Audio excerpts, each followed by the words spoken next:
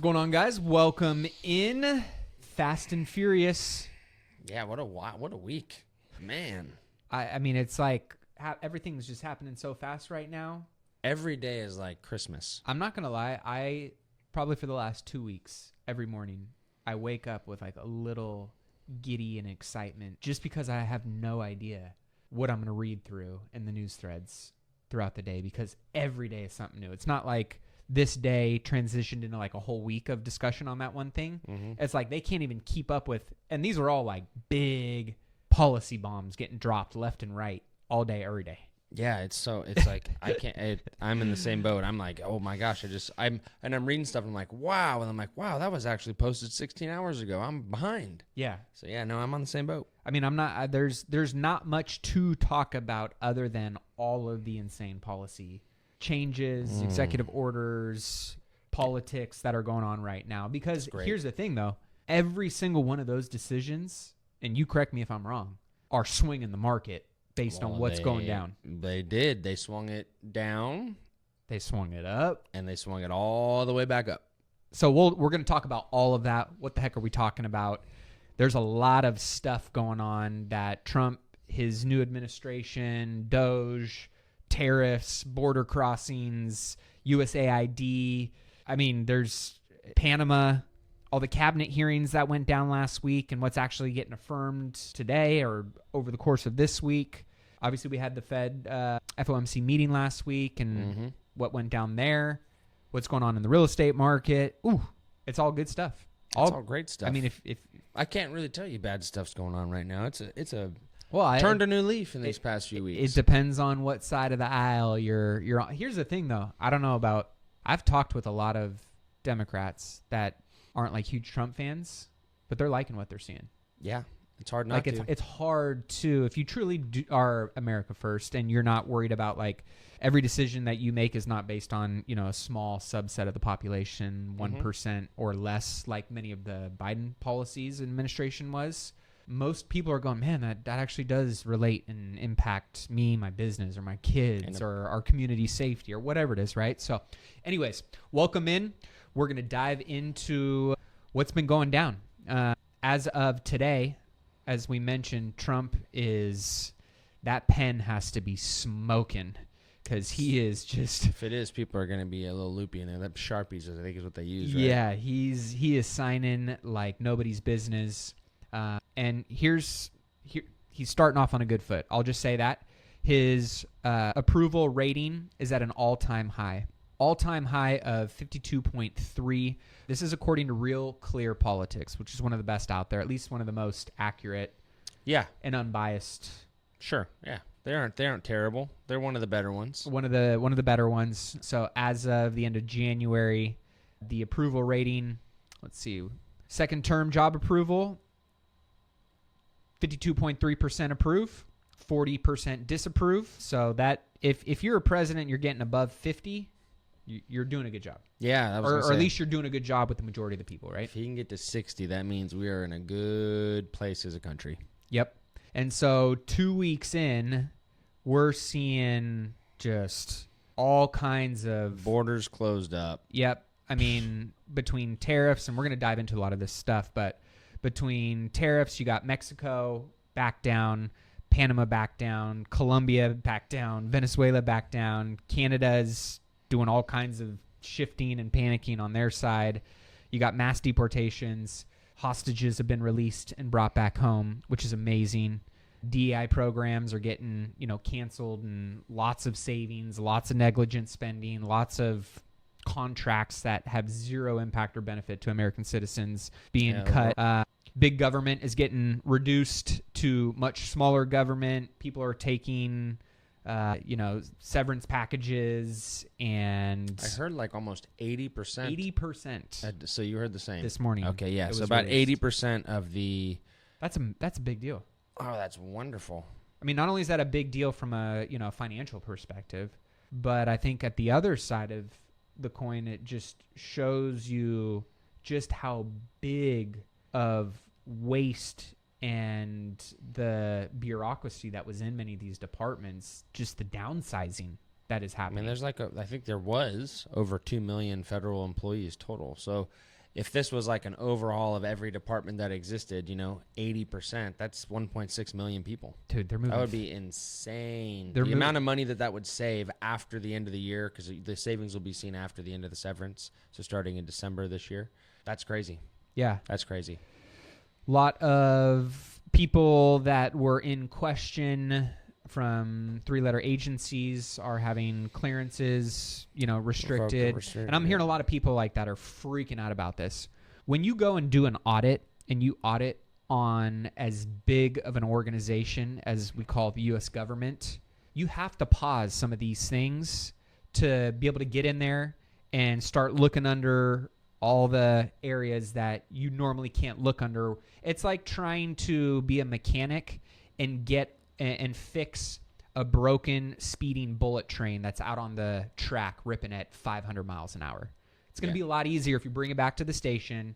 Let's go through it efficiently, effectively, do what we need to do, retool it. Let's get that baby back out there. Yep. Right. And the people that are freaking out, if you go through an audit and you don't have anything to hide, which I went through an audit recently with the state, and I did fine. I've been audited twice. I don't owe them anything, and in fact, they apologized. I don't have anything to hide, so I didn't have a worry on my audit. People freaking out, especially like the Treasury Secretary. I believe that's who it was. Treasury Secretary. Am I saying that incorrectly? The individual at the Treasury Department that stepped down, who was on a $10.3 million annual salary. Yeah.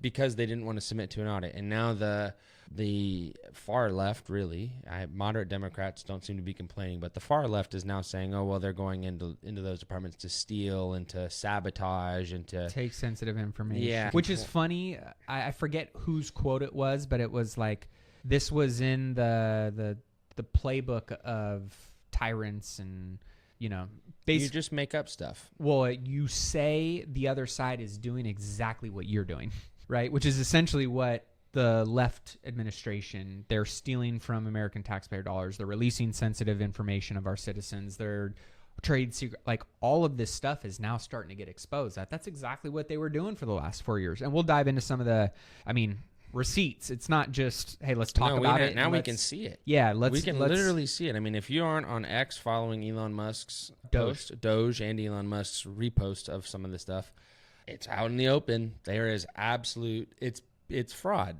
Like there's payments going to places, and we're not talking like. Oh, well, we got some sound bites and some good stuff for today's. It's a lot of money. Viewers, because it's a lot of money, and I don't know about you.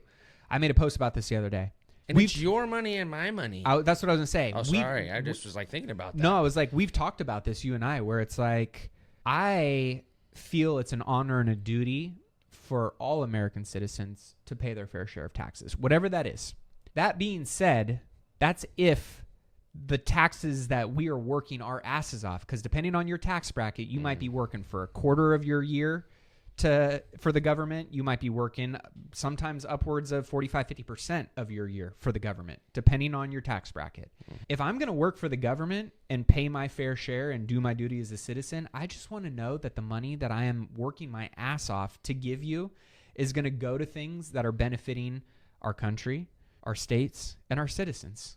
Yep. Well said. And what we're seeing and what is being uncovered is that it not only wasn't a portion of that, it was almost to an egregious level of insane amounts. It was unbelievable. Going to foreign governments, entities, corporations, NGO. I mean, it's unbelievable. It's almost treasonous, in my opinion, in some ways. That's an aggressive word to say. And to me, the people, and I know there's a lot of people that work in the government that are good people, and I don't think this is directed at them. I also think, though, that there are a lot of people who knew something was not right, just looked the other way and said, you know what, I'm not participating in that, but you're guilty through proximity. And by association. Yeah. By enabling or... you watch a murder happen in the alleyway, and you just like, oh, shoot, I didn't do the murder, but... Accessory. And then you just walk on and don't say anything. That's a problem. Yeah, it's accessory to right? murder. So, I mean, I think we're seeing Doge has already saved billions. We've got border crossings have dropped by 93%. Let me pull up this graph real quick just to show where that... So check this out. Tone, you can throw this up on the screen. This is 2 weeks in Biden's last 19 days on average had over 2,000 people coming across the border a day. Right. Trump's first 7 days, an average of 148. That's 93% down.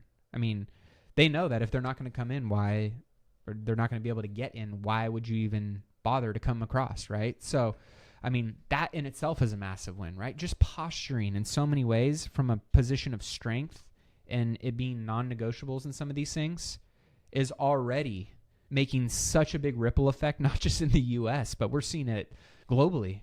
Oh, well, yeah. I mean, I don't know if you're keeping up with, like, over in Norway. I mean, there's a lot of stuff going and protests going on over there, burning of Qurans. There's a ton of stuff going on, and I believe that was in response to a person protesting that was killed by people that were supporting an opposite belief, right? But yeah, people are waking up around the world. I really focus domestically on what's going on here, but I think some of the good changes are we finally have border security on the northern and southern border. We'll get into those specifics later. Yep. We finally have policy that looks like it's going to start affecting real change. And the money that we're saving, you have to remember, we get to keep that money now and redirect it towards programs that can actually benefit people or the American people as a whole. There's so many people struggling stateside. Yeah, and I think one of the probably a lot of it will go to the newly announced Sovereign Wealth Fund.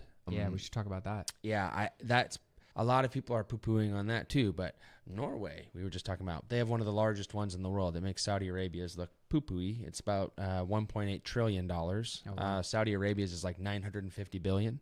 That's highly referenced, but a lot of people don't reference Norway's, which is one of the largest in the world. Heard. Yeah, about $1.8 trillion sovereign wealth fund. They invest a ton in technology and things that they believe that if they brought it back into their country, it would benefit their citizens. Yeah. Not saying that they don't believe that people from Norway have the ability to do that, but they say, hey, if somebody's doing something over there that can benefit us here, why don't we put our money into that, our country's dollars into it, and bring it back home? Well, a lot of people I know were speculating on the sovereign wealth fund that that was one reason for it. The other reason being is, hey, let America buy TikTok. We'll throw that in the sovereign wealth fund. We think if we own that, it's a valuable asset that will benefit America, and we can control it from foreign influences that may be somewhat of a danger, right? Mm-hmm. I saw this video because right now, I mean, the left is screaming, at least the far left, like you said, is screaming, Trump's a bad guy. We didn't vote for Musk. He's right. I saw this video today, and I thought this guy did a good job summing up exactly how a lot of people feel right now. Here's the hard part about 2025 is Trump is going at breakneck speed, and everybody who was on the left and that was hard left still thinks it's like a crazy like Nazi regime or some nonsense. But bro, like, you guys thought that there wasn't people transing kids, and that was wrong. They are doing it. You guys thought that there wasn't millions and millions of dollars going to completely BS reasons for the sake of Ukraine to get the politicians rich, and that was happening. You guys thought the Russia collusion thing was real. That was a lie. You guys are wrong about the vaccine. You guys are wrong about masks. You guys are wrong about immigrants just wanting a better place to do it when we know that they're bringing in terrorists and emptying their prisons to put them here. You guys are going to keep going? You guys are wrong about Russia collusion. You guys are wrong about Joe Biden crime family. You guys are wrong about the Hunter Biden laptop. You guys are wrong about the very fine people on both sides. You guys were wrong about the Covington Catholic kid. You guys were wrong about Trump's health. You guys were wrong about Trump's wealth. You guys were wrong about his taxes. Even from the beginning, you guys are wrong when you thought that he said that all Mexicans are rapists. I can keep going for like another 30 minutes probably. I always say like your guys' hatred of Trump is like a pyramid of bricks, right? But when you zoom into any of the individual bricks that were like the headlines or the lie, and you just evaluate it for like 7 minutes, you're like, okay, well maybe not that one. That one didn't have, but like all of them are that way. But because we don't have time to go brick by brick and dismantle your entire pyramid of hatred for Trump, why don't you just shut up for a little while? In your worldview, the thing that you thought was going to be happening, all the other countries have outlawed now. You're not allowed to trans kids, okay? They think it's wrong in other countries. They call it abuse in all the other countries that you think are like more left-leaning than ours, okay? So we're catching up to them, right? So you were complicit with abusing children. That's what happened. You castrated kids, bro. That's what happened. You let dudes and women. He goes on. It's a long video, but I think to the point, right, of just be like all the stuff that the talking points, they're struggling to come up with talking points on stuff because they elected a fucking child. David Hogg or whatever as their DNC chair. As their DNC chair. I mean, and he's a pretty pathetic like individual. Not a, maybe not a terrible human being, but we're focusing on politics right here. From some of the things I've heard, He is seen, not. I'm not saying he's that's to how lead the desperate they Democratic are. Party. It's wild. That's how desperate they are. They're not even gonna like throw it to like Hillary or Michelle. They're trying to get youth in the party, but they think that's gonna get them the male vote. Yeah, the young male vote, like the negative testosterone. Yeah, the beta boys. Yeah, that's kind of. Well, and then the talking point of no one elected Elon Musk. I think that's funny because when you really think about it, so dumb. I did actually vote for Trump because of his affiliation, not just because of Trump. I voted for Trump because of Elon Musk. I voted for Trump because of RFK. I voted for Trump because of Tulsi. I voted for Trump because of Kash Patel. Tons of people voted for Trump not because they like Trump. They liked who he was. They and liked the people he was surrounding himself with and the team that he built and what those people stood for and what they were going to go out and do, which was this mandate, right? Which is a big deal because I think it's funny. Like they keep saying this, nobody voted for all of these people. And it's like, yes, we actually did. This idea of constantly running with this, their new running topic is oligarchy, right? Yeah, which is what they are. Well, JD Vance came out with a great tweet the other day, and he just said, when a president is elected by the people and then does what he promised to do and campaigned on during the election, that is called democracy. When a president is thwarted and fought against by unelected bureaucrats, that is called oligarchy. So he's refusing to bend the knee to the oligarchy. They're upset. Again, another page out of that playbook of just say that the other person is what you actually are or are doing. Yeah. And so I think, man, people are they're doubling down on it, and people are just eyes wide open, wide awake right now. Yep, and it's weird that it kind of took, where we are and what we had to do to get to where we are for that to be the moment of awakening for a lot of people. But the changes that are happening are going to be effective, and they are, as you've been mentioning, swift and plentiful. There's not a short list of changes that are being made. We're having multiple executive orders signed every day that have huge impacts on fiscal policy, on international trade policy, on domestic policy, and all of it, in my opinion, boils down to be overall better for the greater good. For us, for me, my neighbor, for everybody. Mm-hmm. Yeah, no matter sex, race, age, creed, all of it, right? Anything. Do you have an investment portfolio and wonder if your financial advisor is overcharging you? Is your money properly allocated where it should be based on what goals you're trying to achieve? If you're not 100% confident in these answers, then don't forget to take advantage of your free financial x-ray by texting the word x-ray to 844-447-1555. You will receive a full financial audit on your investment portfolio and get all the answers to your financial questions so that you can rest assured that your investing decisions are actually aligned with your best interests and the future that you're looking to build. Get started today by texting the word x-ray to 844-447-1555. So, the talking point of, Trump is a racist and a Nazi because he's deporting, illegals for people to be reminded. Bill Clinton deported 12 million illegals. Media was silent on that. Barack Obama deported 3 million illegals. Media was silent on that. Donald Trump deported only 1 million illegals in his first term. And that's when he started getting branded as the racist and the Nazi, right? So that's one example of, kind of that whole thing falling apart. You've got, the Senate hearings with RFK and saying, basically trying to tarnish and slander his name and his reputation. And now you've got the Elizabeth Warrens and the Bernie Sanders I'm going to make America that are crying about, him basically, going against Big Pharma and that they're so amazing and great and that they're there to protect everybody when we're obviously the most unhealthy or one of the most unhealthy developed countries in the world. And this was, I just had to play this quick little soundbite because this was RFK flipping this back in a Senate hearing on Bernie Sanders, who was going after him. Let's see what he had to say. healthier than other countries in the world right now. Will you guarantee do what every other major country does? It's a simple question. And by the way, Bernie, you know, the problem of corruption is not just in the federal agencies, it's in Congress too. Almost all the members of this panel are accepting, including yourself, are accepting millions of dollars from the pharmaceutical industry. And protecting their interests. Oh, I thought that would come. No. I ran for president like you. I got millions and millions of contributions. They did not come from the executives, not one nickel of PAC money from the pharmaceutical industry. They came from workers. In 2020, you were the single largest receiver of pharmaceutical money. From workers all over this country. Workers, you were the not a nickel from corporate PACs. You were the single largest pharmaceutical dollars. From workers in 1.5 million. Yeah, out of a million. All right, but... You just switch that up real quick. But...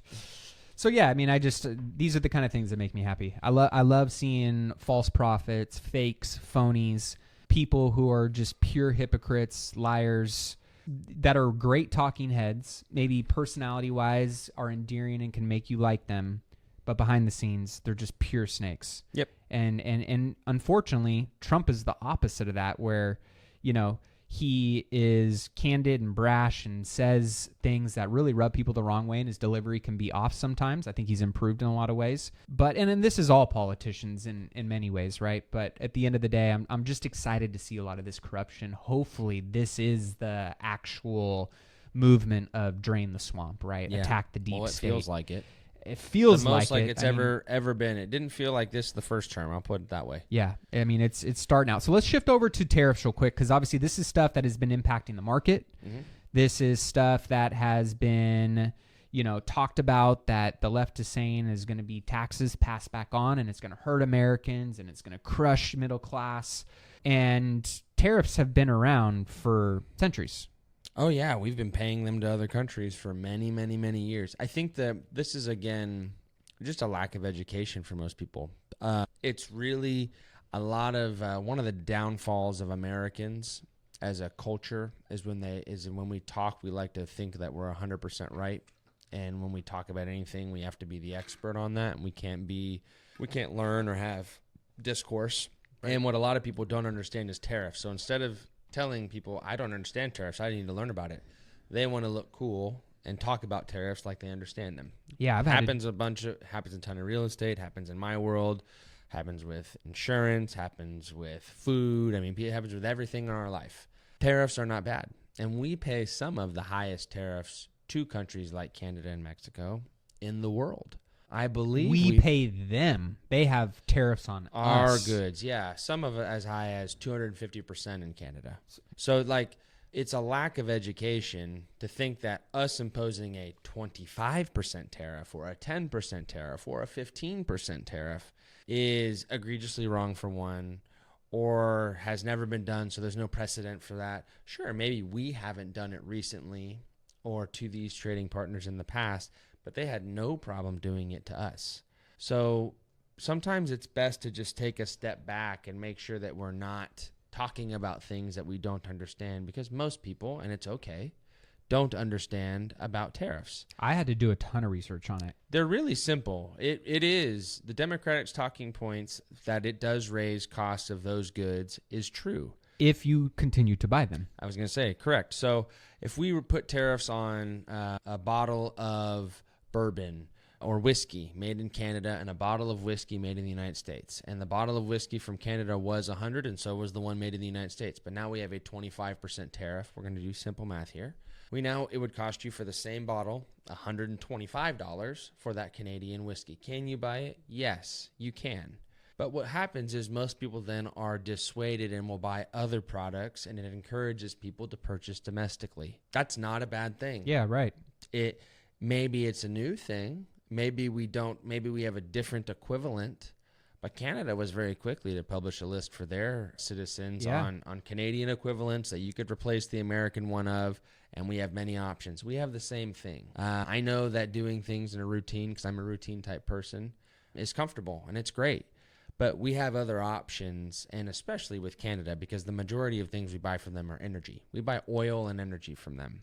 If we just use the oil and energy we have here, because another fun fact, we are the largest domestic producer of oil in the entire world. We have the most here in the United States. We just don't use it. Maybe we should start using that. Maybe we should make the Keystone Pipeline so we can sell oil to Canada and they can use our oil, or sell it to Mexico instead of buying it from Mexico, which is, if you don't know anything about Pemex, which is the major producer down there, they're primarily ran by the cartel. I mean, you can literally see planes, you can see hundreds of miles of piping, and all along the piping you'll see little areas where the cartel will literally pull up, tap into the pipe, fill their oil barrels, and go and put it on put black market oil to the white market. Crazy. So we don't need to be subsidizing that. Yeah. We can use our own energy here. We can use our own domestic products here, and we can do the same thing with China. We don't need them as much as we rely on them. It will take some deregulation. That's how China does what they do with us. But all of it's possible, and all of it leads to a brighter future for America. Yeah. Well, it was interesting to see. I think this was Trump playing chess and reestablishing some power and some positioning that needed to be reestablished, and assuming and knowing that based on our position and the power that we have over those neighboring alliances, because they are alliances, but at the end of the day, right, you still, just like, I don't know if you said it last week, right, but it was like, if you're friends with somebody, but you know that friend is taking advantage of you, and you need to have an honest conversation with them and say, dude, like, stop doing that. I don't appreciate that. That's not a good thing for our relationship. That should be okay. If you respect that person, you're going to go, cool, let's find a win-win here. Let's recalibrate that a little bit, right? Amen. And that's ultimately what he's doing here in this chess game with tariffs, and knowing how much posture we have, and how the number one thing that I think people forget what Trump ran on, like, at least I want to say it was his top 1, 2, or 3, was America first, secure our borders. And he has already done that. And between securing our borders and the fentanyl and drug crisis, which was pouring over our borders unchecked, from both which sides, was killing innocent people in our country, was coming from northern and southern borders, right? And so one of the things that he just said was secure our borders. That's what we want, right? If you're not going to do that, here's what we're going to have to do. 25% tariff on both of you. So we can afford to then secure our own borders. Correct. And he knew that they need us more. Let me give you some numbers here. Canada's GDP is $2.14 trillion. U.S. GDP, $27.36 trillion. If Canada came in and became our 51st state, it would be the 4th largest state GDP. Correct. Right? Yes. So they need us more than we need them. 77% of Canada's exports go to the United States. 84% of Mexico's exports go to the United States. Your economies heavily rely, and your citizens and their well-being heavily rely on us having a great relationship. Mm-hmm. Do these things, and we're cool. You want to posture and play all this politics with us? Cool. Let me just hit you where it's going to hurt you and your citizens in your pocketbook. And then come back and let me know when you're ready to talk. And that ready to talk conversation happened within 24 hours. Yeah, it was literally within 24 hours. So Mexico's response, President Sheinbaum says Mexico would deploy 10,000 National Guards immediately to the border to avoid trafficking of drugs and to secure illegal immigration, which is allowing for a 30-day pause on the tariffs to see if they're going to follow through on that. Then you've got Trudeau doing the same thing. There was a 30-day pause and agreeing to some of the things that were in Trump's request that allowed Canada to pivot very quickly. Did you see the video of like the guy pulling off all of the alcohol bottles that were American bottles in the store? Already imported and them. He pulled those off the shelf, and then they changed that, within a day kind of thing. And he was like putting them back up the next day, which was pretty funny. But if you guys want to follow somebody that has a really good, very unbiased, very economic-based perspective on tariffs, Mohamed El-Arian. Yeah, my boy. My dad has met him.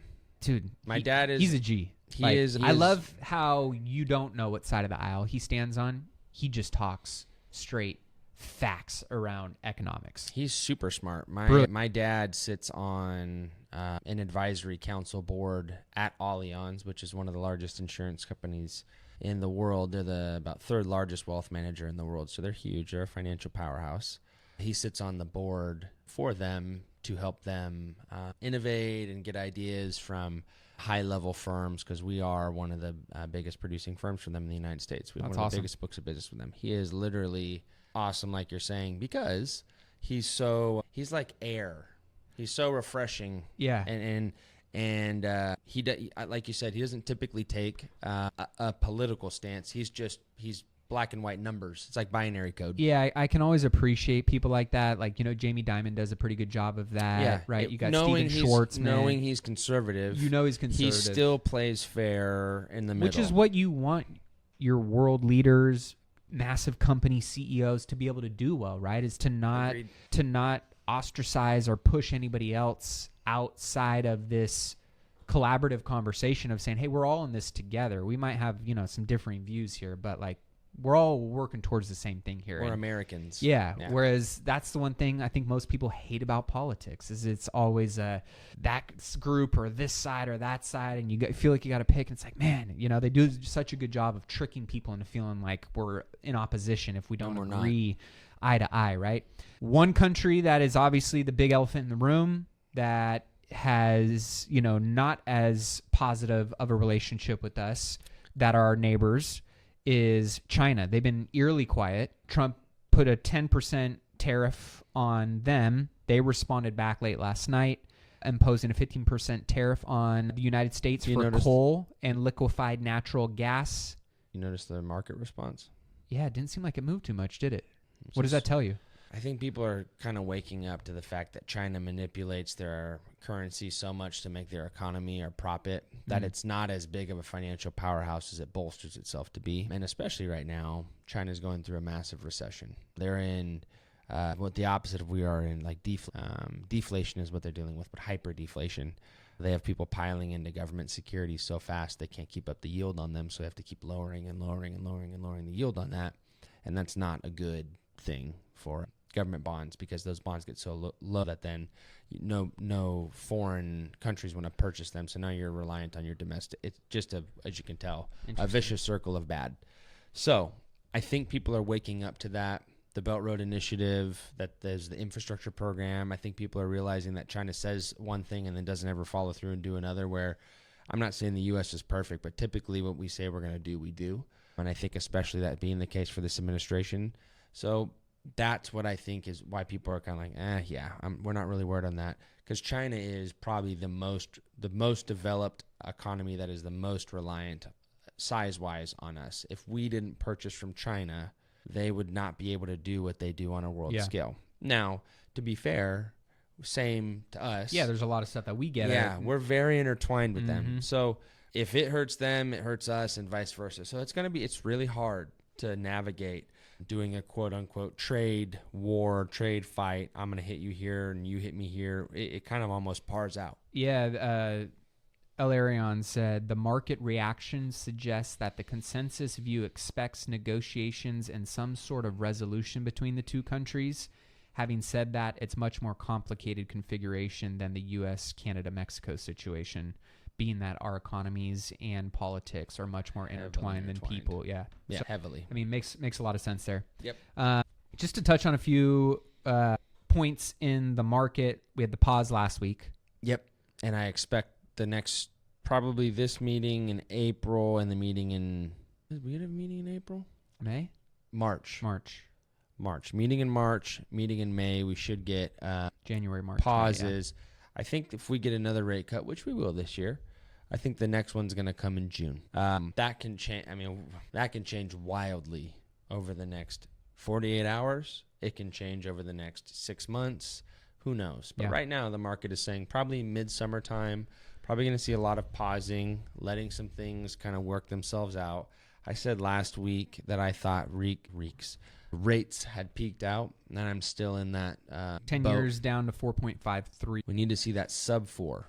I would love to see that around 3.9 to 4.1 in the December. Well, I time of this did year. a podcast this last week on my solo episode, kind of breaking down what is the 10-year, treasury and why does it matter to us as investors? I mean, from a commercial real estate perspective, from a lending perspective, from, it makes a big difference for cap rates, for cost of capital, for how you structure and engineer deals. And if you own assets, that could significantly squeeze value out of your asset or force value into your asset.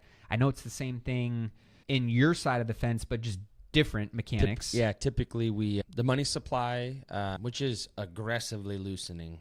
I wish I had brought the chart. I was looking at that earlier, but when money supply loosens up and interest rates are lower, people can lend more and earn an arbitrage on that. They can get that is their significant. Yeah. And so when they're people more inclined to play. Yeah, so they'll purchase a loan which has an origination cost, which patches through to Wells Fargo or JP Morgan or Bank of America, which then passes through into profit to their stock. It's the head of the snake that the vein of which blood/money into flows money through our supply. system, right? It expands versus contracts. Money supply right now is the most important thing.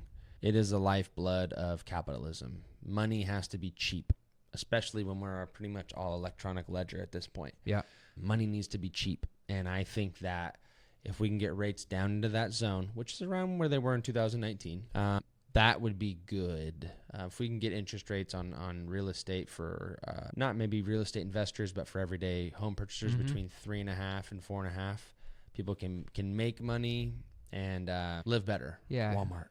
But they can actually make money and make their spreads, like you were saying. And it halts innovation. It halts that huge vein in the economy when the money supply is tight, because there's a whole portion, it's great stocks are doing good. It's great that people that own stocks are making money.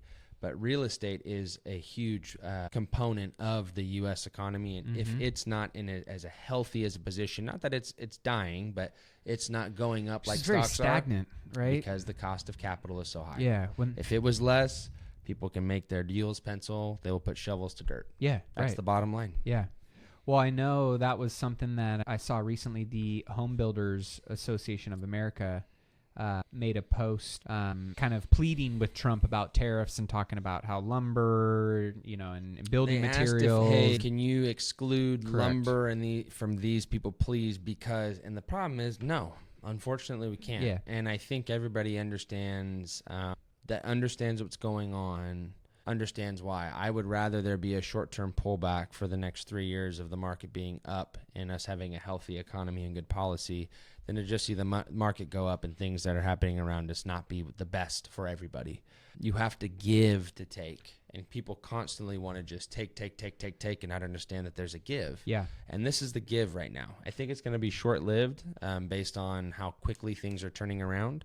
Sometimes these things just take time to flush through the system, right? I mean, Correct. You don't turn a cruise ship around like a speedboat. It just takes time. I saw Kevin Kiley post on this regarding labor. Boy. And he said, there's absolutely no reason California must be so reliant on lumber from Canada. We have 20 million acres of overgrown forests, right? So that's just one example of he goes, absurd regulations have killed the timber industry while turning our forests into tinder boxes. So when you think about policy, if you just flip that around a little bit and said, we got plenty of lumber here, why are we going across, the border to get that when you're worried about tariffs hurting the lumber and the building industry? Well, there's solutions to this. But again, none of this, happens overnight. It takes time. So just some interesting things to pay attention to. But when you got DOGE going through, many of these things, line item by line item, agency by agency, of the United States government to eliminate fraud, redundancy, unnecessary contractors, things like that. Those are all things that are going to be a net benefit to us as Americans. You put more money. I mean, they're throwing around. I know Trump has continued to talk on, eliminating income tax. Man, I don't think it's going to happen, but if it did, thinking about how much more money Americans would have in their pockets, what are they going to do with that money? They're going to invest it. They're going to infuse it into the economy by spending it on trips and businesses and you name it. And all that's going to do is benefit. So things like that, but when you've got wasteful spending, USAID, that was a whole another one that I didn't even know was there, and billions of dollars going to this USAID. 97% of all of those political contributions were found to be going to Democrats, which is wild. And the ones who are screaming about USAID being cut is The ones receiving money. the ones who are receiving money. Mm-hmm. I mean, I can only imagine if Democrats fought as hard for Americans as they do for sending our taxpayer dollars over to things that don't actually impact us. We wouldn't be having this conversation. We wouldn't. But, Andy Frisella said something on his podcast the other day that I just liked, and I think it's important for us to just be awake to the fact that, like, these are realities in our government. And whether it's this administration, the last administration, the administration before, we just care about these things being exposed and changed, right? And let's give a listen to what he had said. You think they spent $50 million on condoms? Where did you buy them? Where'd you get them this was a from? line Where's the item they had sales covered. order? Where's the product? 50 million See going it, to because this is what Gaza. they do. They make shit up like that, hide it in a bill on page 4,000, and then they take that $50 million that is your money and they put it in their pockets. $50 million on condoms in Gaza. But I mean, dude, it's a good example because it's so absurd. I don't believe that most Americans understand how the government not just oppresses us financially, but also legitimately just steals their money. And this is how you have people that come in with zero net worth, leaving with 50, 60, $100 million net worth. This is one of the ways that they do it. Do you? So, I mean, there you go. Yeah. You got Chuck Schumer, Nancy Pelosi, tons of people on the right too. I mean, this is It's a this is partisan not, issue. Yeah, Yeah. 100%. So, love that this is getting exposed. I'm fired up about it. I hope you are Ditto. too, because this impacts you. To wrap up on a couple final topics, Fed's balance sheet, debt ceiling, debt, big deal, something that was extremely concerning to a lot of people. The Fed's balance sheet is now at the lowest level since May of 2020, down over $2.1 trillion from its peak in April 22. Elon Musk says cutting $4 billion per day with Doge could bring inflation to zero by 2026. Yep. Is that a reality? Is that a potential reality? Yeah, because I mean, if you do the math on that, that'd ripe out like $1 trillion in the first year. We would start catching up on our interest payments. The interest rates would start falling, so we'd owe less and less and less interest. It all just starts working itself. It's like an debt avalanche style. You're going to be putting so much money towards something that it's going to pay off much faster than it's supposed to amortize. So it would work. Would we have zero debt? No. Would we have maybe zero inflation? Yeah, that could be a thing. Wow. Well, let me put an asterisk there.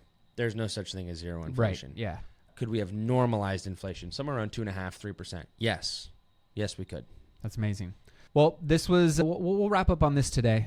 Rich own stocks, lower and middle class own real estate. That kind of hurt my heart a little bit. I'm like, damn, they're poo-pooing on my real estate homies out there. Yeah, I think when So take a look at this graph. So basically there's two graphs if you're just listening.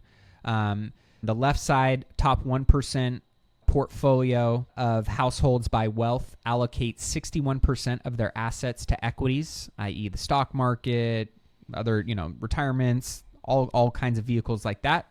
And then the bottom 50% of households allocates 4% of their assets to equities. So a big chunk of this graph for the lower and middle class is most of their wealth is owned usually in their primary residence, right? Big chunk of this graph or pie chart is real estate. Correct. And it's referring to primary residence. I think equity, what it's referring to is stocks certainly, but also like real estate that is an investment. You have equity.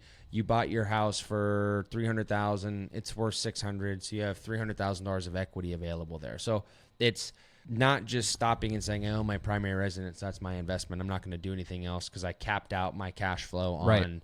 That's really what that is saying. And most people do that, and then they stop investing in their future because they think that house is going to be their be-all, end-all, and it's just not. Yeah. I mean, from what I think you and I would probably agree on this, I think the wealthiest people find a way to own both. I told you, if somebody showed me this graph and was like, see, this shows that wealthy people don't invest in real estate, I would say, well, that's where you don't understand how to interpret this graph, because they do. It's just not their primary residence. Correct. And that would be nice if there was some asterisks there and, to explain a little bit better. But that, to me, how I read that is people investing above and beyond their primary residence, which is why you don't include primary residence in your net worth typically. What investment properties do you have? What storage unit do you have? That's an equity interest. If you have equity interest in that real estate, you have equity to tap into. So that to me just says, wake up. The top 1% are investing their money, whether it's into residual income producing assets or growth focused assets like the stock market. Hybrid would be real estate. They're doing something. They're not just sitting on their hands and earning their paycheck and waiting for the next one. Yeah, 100%. I think the easy response to this is the middle class becomes the 1% by becoming a master in one of those. Or doing a little bit of both. Over time. I'll probably always own more stock than real estate and vice versa for you, but then we both have it. Yep. So it doesn't mean But that you're a master in one, and you find a way to diversify a little bit over time. Yeah, exactly. Yep. Well, that's all we got for today, guys. I had a bunch more on the docket, but I don't think we have enough time to dive into all of it. So we're going to save some more of that for next week. We'll be tracking all kinds of policy updates, stock market, real estate. Please continue to tune in, shout us out, say what up. Text us 844-447-1555. We'll see you guys in next week's episode. Cheers. Cheers. Well, that wraps up today's episode. Thank you so much for tuning in. If you got any value from today's show, all I ask is that you take 60 seconds, leave a review on whatever podcasting platform you enjoy listening to this content on, as well as share it with somebody that you think can get some value from it. Also, be sure to check out wiseinvestorvault.com. We have all kinds of great tools and resources, a ton of free downloads, from checklists to spreadsheets to trackers, you name it, everything in between to help you on your wealth building journey. That's at wiseinvestorvault.com. If you're also an accredited investor and you're not on my deals list and you want to be aware of the different investing opportunities that I have access to or that I am personally investing in myself, be sure to text the word deals to 844-447-1555. As always, if you want to get your free financial x-ray from Ryan and his team to dig through your investment portfolio, you can text the word x-ray to 844-447-1555. All of those are complimentary and free completely for our Millionaire Mindcast family. And as always, don't forget to engage on social media. Shoot me a follow, shoot me a text. We're really trying to grow the social media following right now to impact and help more people on their financial freedom journey. And I would love to connect with you as well. Until next episode, keep investing in yourself and your wealth on your march to $1 million and beyond. Cheers.